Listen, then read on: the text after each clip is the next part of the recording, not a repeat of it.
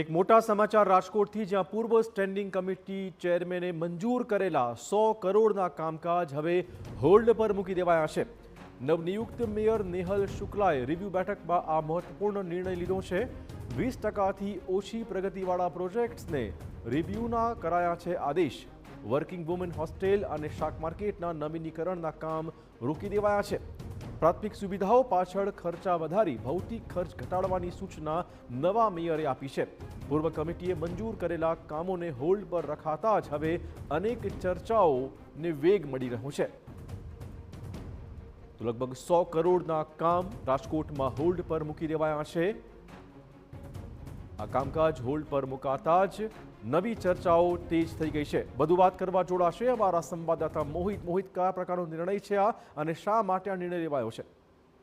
ચિરાગ, ગઈકાલે નવનિયુક્ત મેયર નેહલ શુક્લા અને તમામ જે પદાધિકારીઓ છે તેમના દ્વારા અધિકારીઓ સાથે એક રિવ્યુ બેઠક છે તેનું આયોજન કરવામાં આવ્યું હતું. લગભગ 3.5 કલાક સુધી આ રિવ્યુ બેઠક છે તે ચાલી હતી. તેમાં સૌથી મહત્વનો નિર્ણય છે તે લેવામાં આવ્યો છે.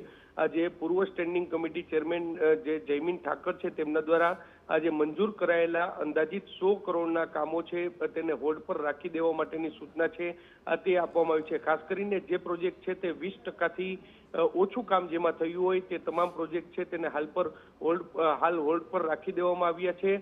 મહત્વની વાત છે કે નેહલ શુક્લા છે તે ગત ટર્મમાં સ્ટેન્ડિંગ કમિટીના જે સભ્ય હતા અને તેને લઈને તેમને કેટલાક જે ટેન્ડરો છે તેમાં પોતાના વાંધા છે તે રજૂ કર્યા હતા. સૂત્રો પાસેથી જે માહિતી મળી રહી છે તે પ્રમાણે તેમને જે ટેન્ડરમાં ગેરરીતિની આશંકા છે અથવા તો વધારે રૂપિયામાં આ ટેન્ડર છે તે આપવામાં આવ્યું છે તેવી આશંકા છે. તે તમામ પ્રોજેક્ટો છે તેમને હાલમાં હોલ્ડ પર રાખી દેવામાં આવ્યા છે. અધિકારીઓને આ તમામ કામો છે તેના માટે નવેસરથી રિવ્યુ કરવા માટેની સૂચના છે તે આપવામાં આવી છે. ખાસ કરીને જે રાજકોટનો મહત્વનો પ્રોજેક્ટ જે વર્કિંગ વુમન હોસ્ટેલ છે, આ ઉપરાંત જે જુબેલી શાક માર્કેટ છે, આવા અનેક પ્રોજેક્ટ છે જેને હાલ હોલ્ડ પર રાખી દેવામાં આવ્યા છે. અને ખર્ચ બચાવવા માટે પ્રાથમિક જે કાર્યો છે તેને રાખવા માટેની સૂચના છે તે આપવામાં આવી છે. અને ત્યારબાદ બ્યુટિફિકેશનના કામો છે તે હાલમાં અટકાવી દેવામાં આવ્યા છે. જે પૂર્વ સ્ટેન્ડિંગ ચેરમેન સાથેનો નેહલ શુક્લાનો ગજગ્રા છે તે હવે પોતે મેયર બનતાની સાથે જ ઉડીને આંખે વળતો હોય તેવું સ્પષ્ટપણે લાગી રહ્યું છે. ધન્યવાદ મોહિત, તમામ જાણકારી બદલ.